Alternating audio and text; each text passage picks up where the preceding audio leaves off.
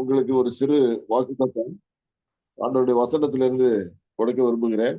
கர்த்தர் மேல் உன் பாரத்தை வைத்து விடு, அவர் உன்னை ஆதரிப்பார்.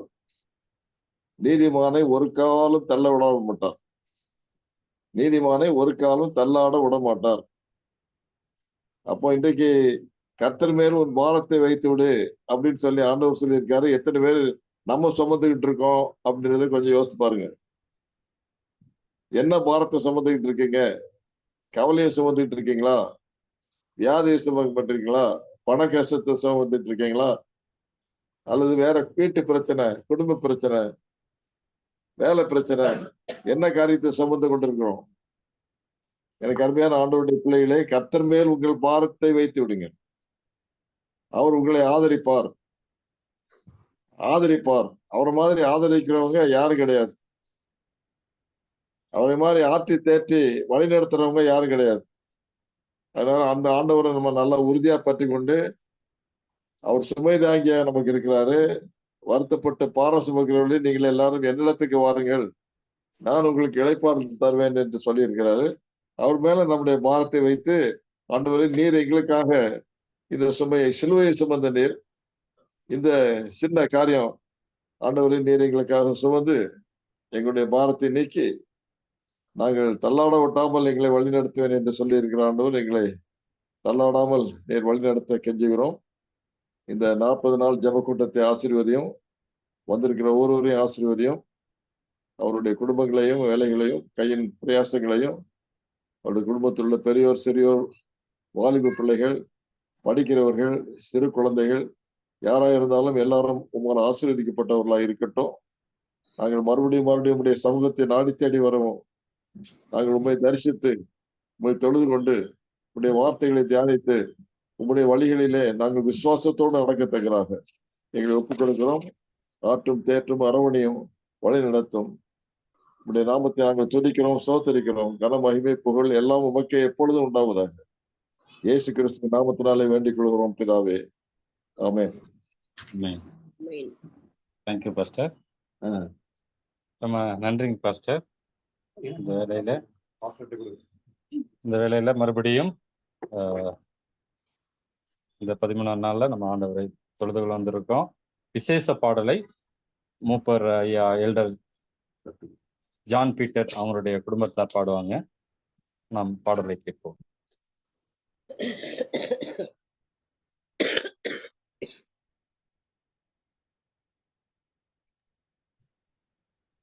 கூடி வந்த அனைவருக்கும் இயேசு கிறிஸ்து நாமத்திலே வாழ்த்துகளையும் வரவேற்புகளையும் தெரிவித்துக் கொள்கிறோம். இந்த வாய்ப்பு கொடுத்த தேவனுக்கு முதலாவது நன்றி.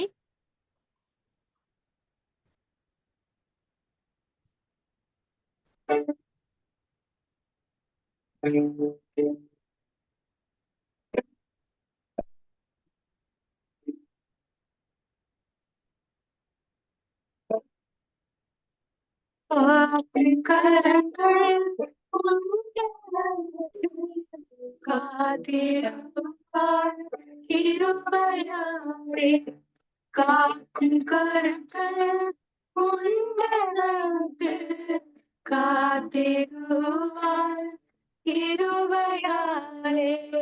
அல்லேலூயா பாடி பாடி அலைகளை நான் தாண்டிடுவேன். அல்லேலூயா பாடி பாடி அலைகளை நான் தாண்டிடுவேன். நம்புவேன் இயேசுவை, நம்புவேன் இயேசுவை, நம்புவேன் இயேசுவை, நம்புவேன் இயேசுவை.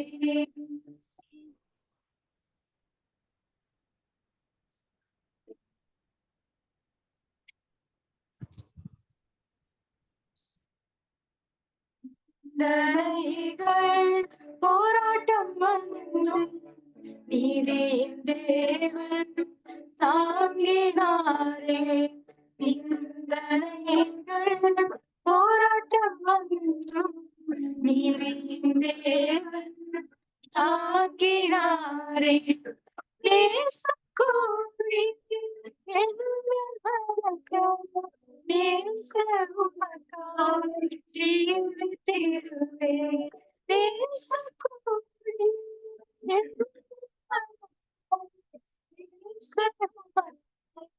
ஜீவித்திடுவே நம்புவே இயேசுவை நம்புவே இயேசுவை நம்புவே இயேசுவை நம்புவே இயேசுவை கண்மலைகள் பெயர்க்கும்படியாய் கர்த்தரில் கரம் பிடித்தார் கண்மலைகள் பெயர்க்கும்படியாய் கர்த்தர் என்னை கரம் பிடித்தார் காத்திருந்து பயனடைந்து கழுகு போல எழும்பிடுவே காத்திருந்து பயனடைந்து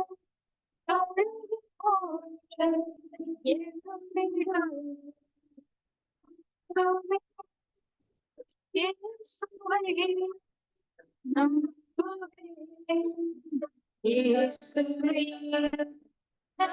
நம்புவே இயேசுவை நம்புவே இயேசுவை அத்திமரம் துளிர் விடாமல் ஆட்டு மந்தை முதலற்றாலும் அத்திமரம் துளிர் விடாமல் ஆட்டு மந்தை முதலற்றாலும் கர்த்தருக்கு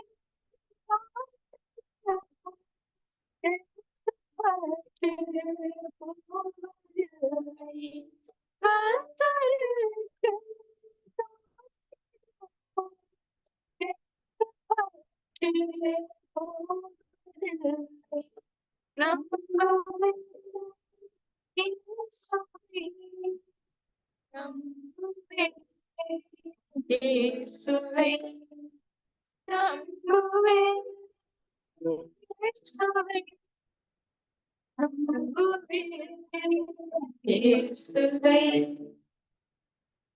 ஆமென். ஆமென். ஆமென். ஆமென். ஆமென். ஆமென்.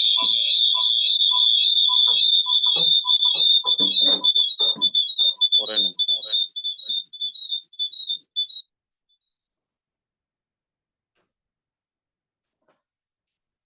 நல்ல ஒரு பாடலை பாடிய எல்டர் ஜான் பீட்டர் அவங்களுடைய குடும்பத்தாருக்கு அகமதாபாத் தமிழ் திருச்சபையின் சார்பாக நன்றியை தெரிவித்துக் கொள்கிறோம். இந்த வேளையில நமது மத்தியில தேவ செய்தியை வழங்க இருக்கிறவங்க மூப்பர் ஐயா ஜான் பீட்டர் ஐயா மலேசிய தேசத்திலிருந்து நமது மத்தியில் இணைஞ்சிருக்காங்க. அவங்க வந்து பாத் பைண்டர் கிளப் டைரக்டராக அவங்களுடைய சபையில பாத் பைண்டருக்குரிய காரியங்களை வாலிப பிள்ளைகளுக்கும் மற்ற பிள்ளைகளுக்கும் சொல்லிக் கொடுக்குமாறு தேவன் அவங்களை பயன்படுத்தி வருகிறார். அவங்க வந்து வேலை செய்வது வந்து ஒரு கம்பெனியில லாஜிஸ்டிக் வேர் ஹவுஸ் இந்த இதில் ஒரு மேனேஜராக பணிபுரிகிறார். அவங்க திருமணமாகி அவங்களுடைய துணைவியார் பேர் வந்து ஸ்டெல்லா ஜான். அவங்களும் அசிஸ்டன்ட் டீச்சராக பணியாற்றுறாங்க. அவங்களுக்கு 4 பிள்ளைங்க இருக்கிறாங்க. 2 பேர் கல்லூரி படிக்கிறாங்க, 2 பேர் ஸ்கூல் படிக்கிறாங்க. நம்முடைய அழைப்பை ஏற்று நமது மத்தியில ஆண்டவருடைய சத்தியத்தை பகிர வந்துள்ள சகோதரர் ஜான் பீட்டர் ஐயா அவர்களை அகமதாபாத் தமிழ் திருச்சபையின் சார்பாக மறுபடியும் அன்போடு வரவேற்கிறோம். இந்த வேளையில் நாம் யாவரும் ஜெப சிந்தியோடு ஆண்டவருடைய சத்தியத்தை கேட்போம். Thank you so much pastor. அனைவருக்கும் சோஸ்ரம். இந்த வாய்ப்பு கொடுத்த தேவனுக்கு முதலாவதாக நன்றியை தெரிவித்துக் கொள்கிறேன். இந்தியாவில் குஜராத்ல இருந்து இந்த திருச்சபையில பேசும்படியாக எனக்கு வாய்ப்பு கொடுத்ததுக்காகவும், அதே வேளையில இந்த ஜூம் வந்து நம்மளுடைய உலகத்தை ரொம்ப சுருக்கிடுச்சு இல்லையா. நான்லாம் எப்போ இந்தியாவுக்கு வரும்னு இன்னும் தெரியல. ஆனாலும் இந்தியாவில் ஒரு திருச்சபையில அங்க நடக்கக்கூடிய 40 நாள் ஜெப கூட்டத்துல நானும் பேசும்படியாக ஆண்டவர் வாய்ப்பு தந்ததுக்காக பெரிய நன்றி செலுத்துறேன். அதே வேளையில சற்று முன்பதாக பாஸ்டர் ஜான் வில்மட் அவருடைய முகத்தையும் அவருடைய குரலையும் அவர் செய்த ஜபத்தையும் கேட்கும்படியாக வாய்ப்பு கிடைச்சதுக்காக நன்றி செலுத்துகிறேன். இன்றைக்கு 13வது நாள் ஜெப கூட்டத்துல அல்லது ஜெபம் செய்யக்கூடிய இந்த நாள்ல நான் பேச வேண்டிய பகுதி என்ன என்று சொன்னா, வேதத்தை அறிவது மாத்திரமல்ல, அதிலிருந்து நமக்கான வெளிப்பாடுகளை புரிந்து கொள்வது அல்லது நாம் எடுக்கக்கூடிய தீர்மானங்களை வேதத்திலிருந்து நாம் எப்படி பயன்படுத்துவது என்பதை குறித்து நம்ம பார்க்கணும். அதான் தியானிக்க போறோம். எனக்கு பிரியமானவர்களே, பொதுவாகவே நம்மளுடைய ஒரு கிறிஸ்துவ குடும்பத்துல நம்ம இருந்தோம்னு சொன்னா நிச்சயமா வேதாகமம் நமக்கு அந்நியமான ஒன்று இல்லை. எல்லா வீட்லயும் வேதாகமம் இருக்கும். 1க்கு 4-5 வேதாகமம் இருக்கும். பல மொழிகள்ல இருக்கும். ஒரே மொழியில பல்வேறு வெர்ஷன்ல இன்னைக்கு வேதாகமம் இருக்கு. எல்லாரும் படிக்கலாம், நிறைய கேட்டிருக்கலாம், வசனங்களை மனனம் செய்திருக்கலாம். ஆனால் அது போதுமானதா நம்மளுடைய வாழ்க்கைக்கு வழிகாட்டுவது என்பது கொஞ்சம் சிந்திக்கும்படியாக இன்றைய நாள் நம்ம கற்றுக்கொள்ள போகிறோம். அது வேதத்திலிருந்து மாத்திரமல்ல, வாழ்க்கையின் அனுபவத்திலிருந்து என்னுடைய சாட்சியம் உங்களோடு இந்த செய்தியில பகிர்ந்து கொள்ளணும்னு சொல்லி நான் வாஞ்சிக்கிறேன். கர்த்தர் ஆசீர்வதிக்கட்டும். வாங்க ஒரு ஜெபம் செய்துட்டு கொஞ்சம் கடந்து போவோம். ஜெபம் செய்வோம். அன்பின் ஆண்டவரே, உம்முடைய பிரிதான கிருபைக்கு நன்றி. வாய்ப்புகளையும் இந்த மாதிரி தருணங்களை நீர் ஏற்படுத்தி தந்திருக்கிறீர். உம்முடைய நன்மைகளை பகிர்ந்து கொள்வதற்கு, வேதத்திலிருந்து சத்தியத்தை கலந்து பேசுவதற்கு, நாங்கள் அனுபவ ரீதியாக உம்முடைய ஆசீர்வாதம் நாங்கள் கண்டதை மற்றவர்களோடு பகிர்ந்து கொள்வதற்கு இந்த தருணத்தை தந்ததுக்காக நன்றி ஆண்டவரே. என்னை மறைத்து ஆவியானவர் வெளிப்படட்டும். எல்லா மகிமையும் தேவனுக்கே போய் சேரட்டும் ஆண்டவரே.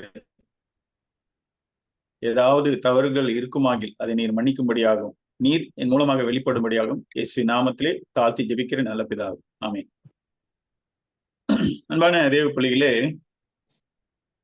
நாம் இதுல சொன்னது போல வேதாகமம், அதுல இருக்கக்கூடிய வசனங்கள், முக்கியமான ஒரு சில பகுதிகள் நம் மனனம் கூட செய்திருக்கலாம், மனப்பாடம் செய்து நிறைய மறுபடியும் சொல்லியிருக்கலாம். தாவீதும் அந்த மாதிரி ஒரு மனிதன். சிறு வயதிலிருந்தே வேதத்தின் அறிவினால அவர் வளர்க்கப்பட்டவர். அதனால அவருக்கு ஜெபிப்பது எப்படி என்பது தெரியும், கர்த்தரிடத்துல பேசுவது எப்படி என்று தெரியும். ஆனாலும் ஒரு இக்கட்டு நேரம் வரும் பொழுது அவரும் ஆண்டவரிடத்துல கேட்டிருக்கிறார், நான் என்ன செய்ய வேண்டும் என்று கேட்டிருக்கிறார். அதை ஒரு சங்கீதத்துல இப்படியாக சொல்லுகிறார். சங்கீதம் 25:4-5 கர்த்தாவே, உம்முடைய வழிகளை எனக்கு தெரிவியும், உம்முடைய பாதைகளை எனக்கு போதித்தருளும், உம்முடைய சத்தியத்திலே என்னை நடத்தி என்னை போதித்தருளும், நீரே என்ற தேவன், உம்மை நோக்கி நாள் முழுதும் காத்திருக்கிறேன். எனக்கு பிரியமானவர்களே, வேதத்தை அறிந்து இருப்பது ஒரு நல்ல காரியம். ஆனால் அது எனக்கு வழிகாட்டியாக மாறுவதற்கு நான் ஆண்டவரோடு தொடர்பில் இருக்க வேண்டும். வேதத்தை வாசிப்பது மாத்திரம் போதாததா இருக்கிறது என்பதை இன்னைக்கு நம்ம இங்க இருந்து இந்த அனுபவத்துல, இந்த தாவீதோடைய அனுபவத்துல இருந்து நம்மளால பார்க்க முடியுது. அவருக்கு வேதத்துல இருக்கக்கூடிய நிறைய காரியங்கள் தெரியும். ஆனா தனக்கு ஒரு இக்கட்டு வரும் பொழுது, ஒரு உபத்திரம் வரும் பொழுது அதை கடந்து போவதற்கு அவர் ஆண்டவரிடத்துல விண்ணப்பித்ததை தான் 25வது சங்கீதத்துல நம்ம சற்று முன்னாக வாசிக்க கேட்டோம். ஆண்டவரே, நீங்க எனக்கு சொல்லி கொடுங்க, நான் வேதத்துல படிக்கிறேன், ஆனா எனக்கு அனுபவ ரீதியாக இந்த காரியத்தை நான் கடந்து போவதற்கு எனக்கு நீங்க தான் கற்றுத்தரணும் என்று அவர் கேட்கிறத நம்ம பார்க்கிறோம். இந்த வகையில இன்னொரு வசனத்தையும் நம்ம பார்ப்போம். வேதத்தையே வாசிக்காம இருக்கலாமா அப்படின்னா, எல்லாத்தையும் ஆண்டவர்கிட்ட கேட்டு ஜெபத்துல மாத்திரம் கேட்டுட்டு என்று சொன்னா அதுவும் தவறுதான். அப்படி நான் சொல்ல வரவே இல்லை. வேதத்தை வாசிக்கும் பொழுது அதை ஒரு கதை புத்தகம் போல அல்லது ஒரு சடங்காச்சாரம் போல, காலையில இருந்துச்சா ஒரு 5 வசனம் வாசிக்கணும் அல்லது ஒரு அதிகாரம் வாசிக்கணும், அப்பதான் அந்த நாள் நிறைவா இருக்கும், அப்பதான் ஆண்டவர் ஆசீர்வதிப்பாரு, அந்த மாதிரி இல்லாம அது அனுபவ ரீதியாக என்னுடைய வாழ்க்கைக்கு வழிகாட்டியாக செயல்படுத்துவதற்கு இந்த வசனம் இப்படியாக சொல்லுகிறத நாம் பார்க்கலாம். ரோமர் 10வது அதிகாரம் 17வது வசனம். ஆதலால் விசுவாசம் கேள்வியினாலே வரும், கேள்வி தேவனுடைய வசனத்தினாலே வரும். அப்ப வசனத்தை வாசிக்காமல் நான் ஆண்டவரோடு ஒரு அனுபவத்தை ஏற்படுத்தி கொள்ள முடியுமா என்னோட வாழ்க்கையில்னு சொன்னா அதுவும் இல்லை. நிச்சயமாக நான் வேதத்தை வாசிக்க வேண்டும். ஆனால் என்னுடைய தேவைக்கு அல்லது நான் கடந்து போக வேண்டிய காரியங்களுக்கு, என்னுடைய வாழ்க்கையின் அனுபவங்களுக்கு நான் வேதத்தை எப்படி வழிகாட்டியாக பயன்படுத்துவது என்பதுதான் நம்ம யோசிக்க வேண்டிய இன்றைய காரியமா இருக்குது. இன்று நான் ஜெபம் செய்யக்கூடிய விதம் வேதத்தின் அடிப்படையில என்னுடைய தேவைக்கு ஆலோசனையாக எப்படி எடுத்துக்கொள்வது என்பதை பார்ப்பது. இன்னொரு உதாரணம் சொல்றேன். இந்த வேத பகுதியை நிச்சயமா எல்லாருமே சொல்லியிருப்போம். விசேஷமா தமிழ் திருச்சபைகள்ல அதை சொல்றோம், மலேசியாலாம் சொல்றோம். எனக்கு அங்க இந்தியாவில தெரியல, நான் சொல்றேன், நீங்களும் அதே மாதிரி சொல்லுவீங்களான்னு பாருங்க. ஒரு ஜெப கூட்டமோ ஒரு தேவாலயத்தின் ஓய்வு நாள் ஆராதனையின் முடிவிலையோ இந்த வசனத்தை சொல்லுவோம். சங்கீதம் 103 வசனம் 1-2 சொல்லுவோம். ஏன் சொல்றோன்னு எத்தனை பேருக்கு தெரியும்னு தெரியல. நான் எந்த வசனத்தை சொல்றேன்னா, என் ஆத்துமாவே கர்த்தரை சோஸ்திரி, என் முழு உள்ளமே அவருடைய பரிசுத்த நாமத்தை சோஸ்திரி, என் ஆத்துமாவே கர்த்தரை சோஸ்திரி, அவர் செய்த சகல உபகாரங்களையும் மறவாதே. நீங்க அங்க இந்தியாவில சொல்றீங்களா? நாங்க இங்க மலேசியாவில சொல்றோம். ஒவ்வொரு வீட்டுல குடும்பத்தோடு ஜெபித்து முடிந்தவன கூட அதை சொல்றோம்.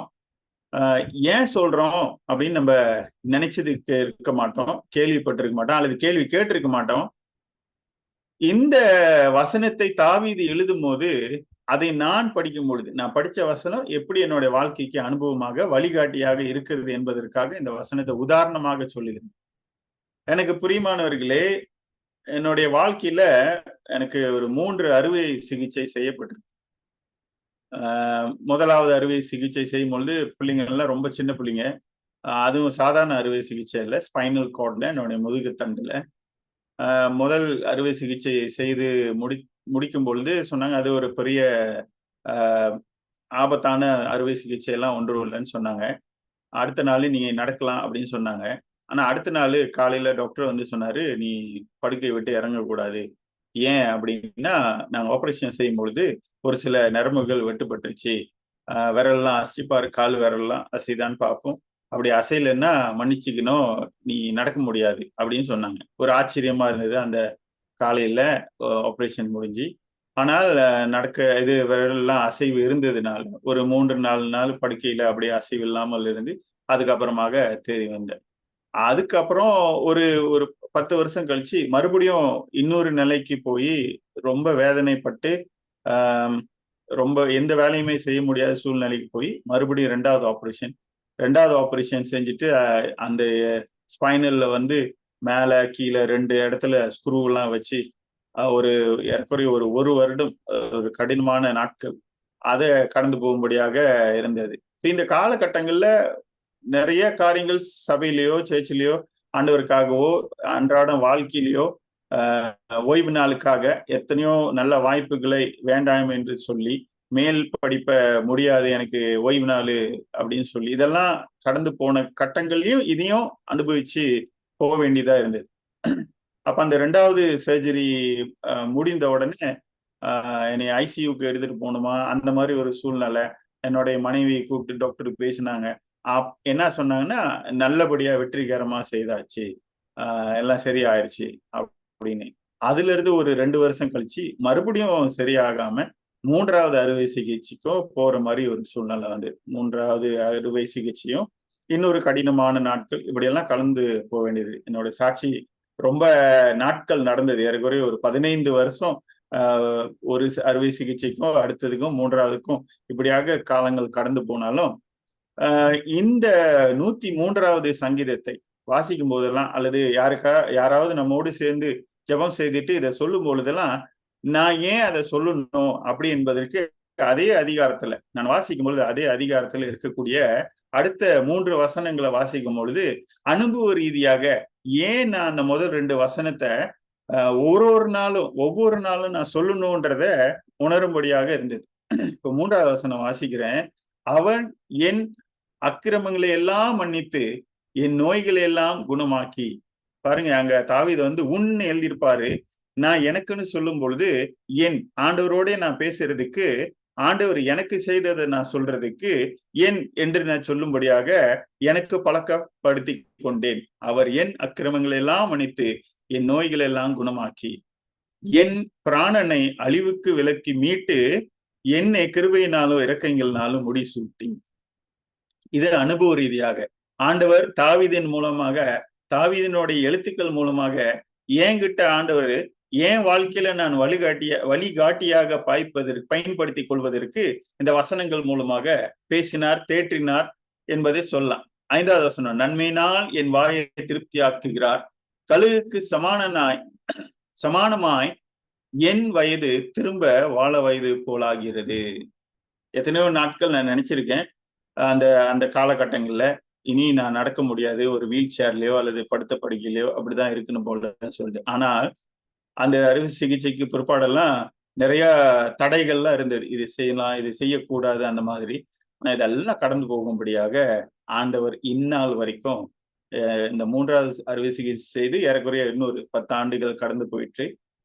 ஆனாலும் ஆண்டவர் எல்லா காரியங்களும் செய்யும்படியாக, வாலிபர்கள் மத்தியில அவங்களுக்கு ஈடாக அவங்களுக்கு செய்ய வேண்டிய காரியங்களை ஊழியங்களை செய்யும்படியாகவும், பாஸ்ஃபைண்டர் கழகத்துல வேலை இடங்கள்ல நான் செய்ய வேண்டிய காரியங்களை சிறப்பாக செய்வதற்கும், என்னுடைய பிள்ளைகள் எல்லாரும் படிச்சுக்கிட்டு இருக்கிறாங்க, அவங்களுக்காக நான் செய்ய வேண்டிய காரியங்களையும், சபையிலையும் சரி மற்ற எல்லா அலுவல்களையும் சிறப்பாக செய்யறதுக்கு ஆண்டவர் அந்த 103வது சங்கீதத்தின் அனுபவத்தை எனக்கு, நான் வாசித்தது தாவீது சங்கீதமாக இல்லாமல் என் வாழ்க்கைக்கு அவர் செய்த அல்லது அவர் வழிகாட்டின சங்கீதமாக நான் பார்க்கும் பொழுது, இப்போ நான் அந்த 1வது வசனத்தையும் 2வது வசனத்தையும் சொல்லும் பொழுது நான் என்னுடைய ஆத்மாவோடு நான் சொல்லுகிறேன், என் ஆத்மாவே கர்த்தரை சோஸ்தரி. நான் சோஸ்தரிக்கிறதுக்கு நிச்சயமா காரணம் இருக்கு.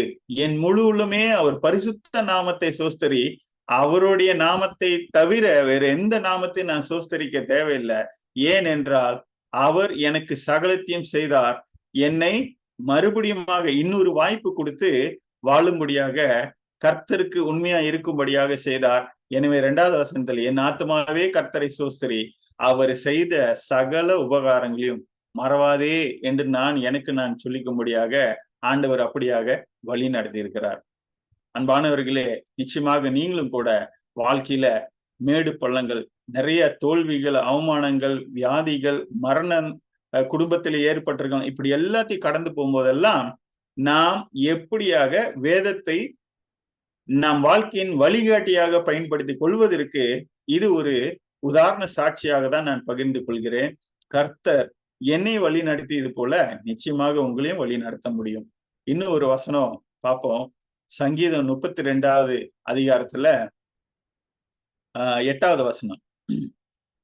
நான் இப்படி கேட்கும் பொழுது, ஆண்டவரே, தாவீது கேட்டாரே, எனக்கு போதித்தருளும், நான் செய்வதற்கு, நான் இந்த சூழ்நிலையில கடந்து போவதற்கு என்ன செய்ய வேண்டும் என்று கேள்வி ஆண்டவர் இடத்துல வைக்கும் பொழுது அவர் எனக்கு கொடுக்கக்கூடிய பதில வேதாமத்திலிருந்து நான் பார்க்கும் பொழுது 32வது அதிகாரம் 8வது வசனத்துல சங்கீதம், நான் உனக்கு போதித்து நீ நடக்க வேண்டிய வழியை உனக்கு காட்டுவேன், உன்மேல் என் கண்ணை வைத்து உனக்கு ஆலோசனை சொல்லுவேன். ஆண்டவரால நிச்சயமா அதை செய்ய முடியும். நீங்க எப்பேற்பட்ட சூழ்நிலையில இன்று இருந்தாலும் ஜெபம் ஒரு சடங்காக நான் செய்யாதபடி, வேதத்தின் வாக்கு தத்தங்களோடு, வேதத்திலே எனக்கு அவர் என்ன வைத்திருக்கிறார் என்று எனக்கான வார்த்தையாக நான் எடுத்துக்கொள்ளும் பொழுது அது வல்லமையாக என் வாழ்க்கைக்கு வழிகாட்டியாக மாற முடியும் என்பதை நான் உங்களுக்கு முன்பதாக ஒரு சாட்சியாக ஆண்டவர் வைத்திருக்கிறார். எனக்கு பிரியமானவர்களே,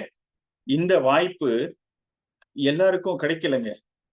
வேதத்தை வாசித்து அதை எனக்கானதாக ஆண்டவரிடத்துல ஜெபத்தோடு கேட்கும் பொழுது நிச்சயமாக எப்பேற்பட்ட சூழ்நிலையாக இருந்தாலும் ஆண்டவர் வழிகாட்ட முடியும், அதுல இருந்து விடுதலையாக செய்ய முடியும். எப்பேற்பட்ட பாவமாக இருந்தாலும் சரி, அவரால் மன்னிக்க முடியும், அவரால் குணமாக்க முடியும், சரி செய்ய முடியும் என்பதை நாம் பார்க்க முடிகிறது.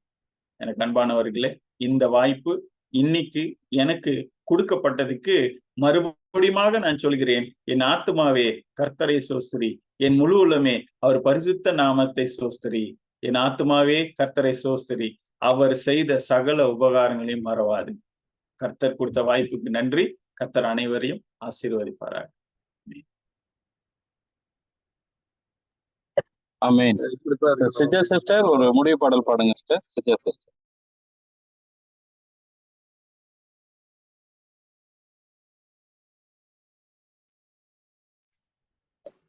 முடிவு பாடலாக ஒரு பாடலை பாடுவோம். கர்த்தரின் கை குறுகவில்லை, கர்த்தரின் வாக்கு மாறிடாதே, சூத்தர்களாய் மாறிடவே சுடனருள் புரிந்தனரே. விசுவாசே நீ பதறாதே, விசுவாசியே நீ கலங்காதே, விசுவாசத்தால் நீதிமான் என்றும் என்றும் பிழைப்பான், விசுவாசத்தால் நீதிமான் என்றும் என்றும் பிழைப்பான்.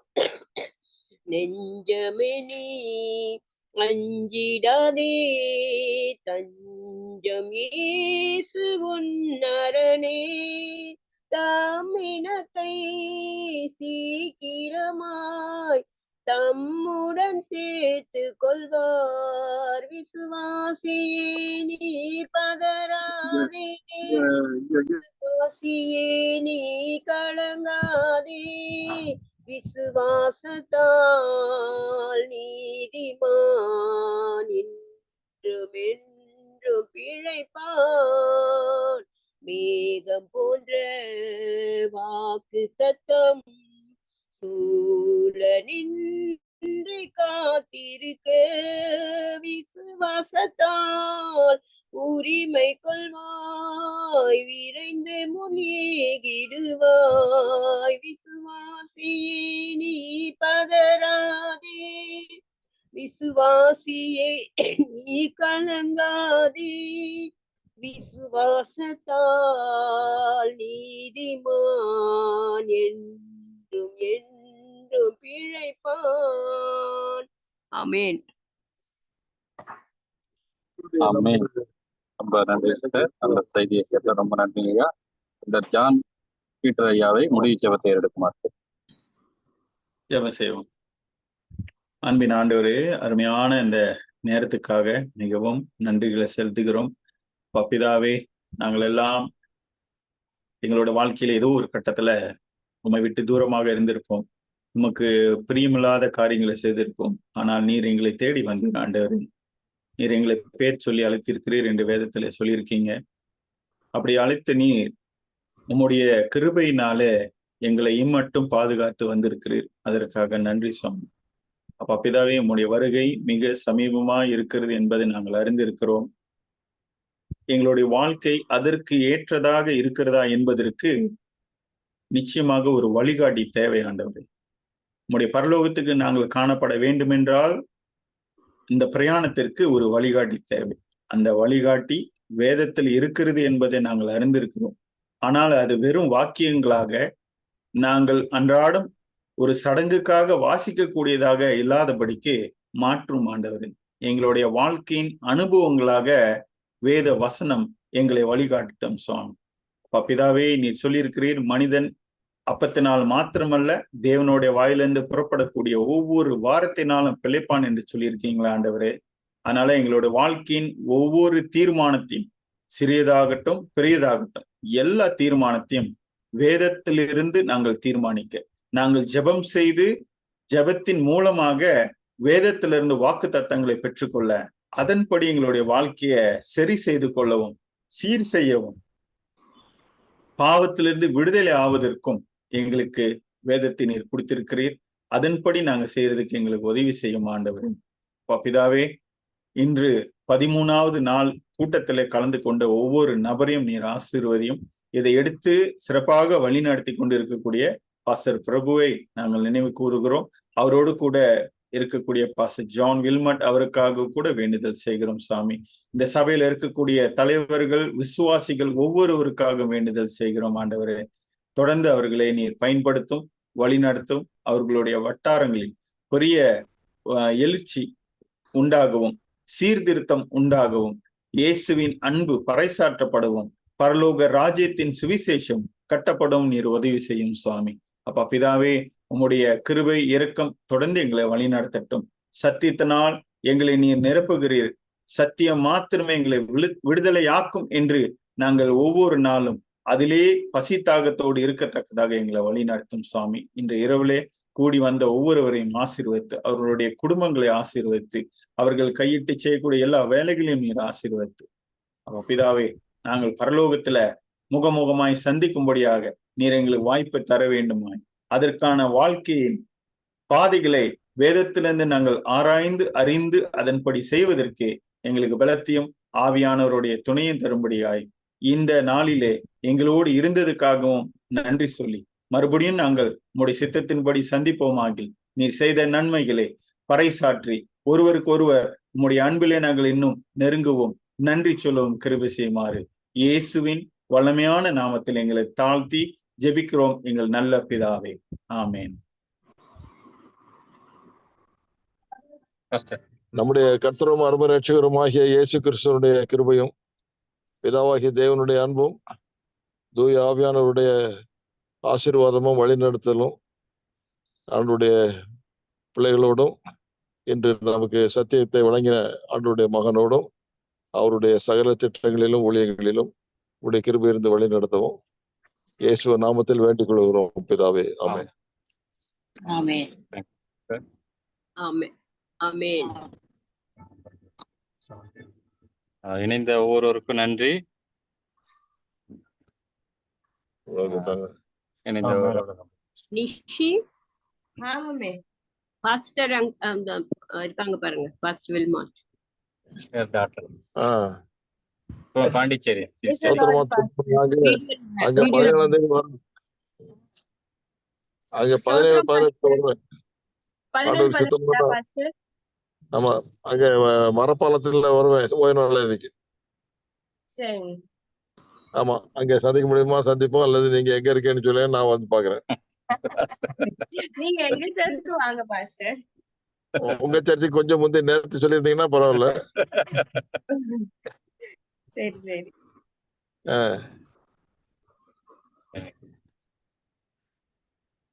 ரொம்ப சந்தோஷம் பாஸ்டர். யாரும் பேசுறீங்கன்னா பேசுங்க பாஸ்டர்ட்ட. ரொம்ப நன்றிங்க பாஸ்டர், சந்தோஷமா எல்லாரையும் நான் பாத்துக்கிட்டு சந்தோஷம். ஆண்டவர் உங்களை எல்லாரையும் ஆசீர்வதிக்கட்டும். தொடர்ந்து இன்னைக்கு கேள்விப்பட்ட மாதிரி சத்தியத்துல ஆண்டவர் நம்ம எல்லாரையும் பத்திரமா காப்பாற்றி அந்த பரமராஜ்யத்துல சேர்க்கணும்ன்றதான் எங்களுடைய வாஞ்சை, விருப்பம், ஜெபம். ஆண்டவர் எல்லாரையும் ஆசீர்வதிக்கட்டும். எல்லாருக்கும் நன்றி பாஸ்டர். ரொம்ப நன்றி பாஸ்டர் வாய்ப்புக்கு. ஆமா, நமக்கு தெரிஞ்சவங்கிட்ட எல்லாம் கேட்டேன்னு சொல்லுங்க. கண்டிப்பா பாஸ்டர், கண்டிப்பா பாஸ்டர். சரி, ரைட். எல்லாருக்கும் நன்றி. மீண்டும் நாளை 6:30 மணிக்கு பார்ப்போம். தேங்க்ஸ். நன்றி.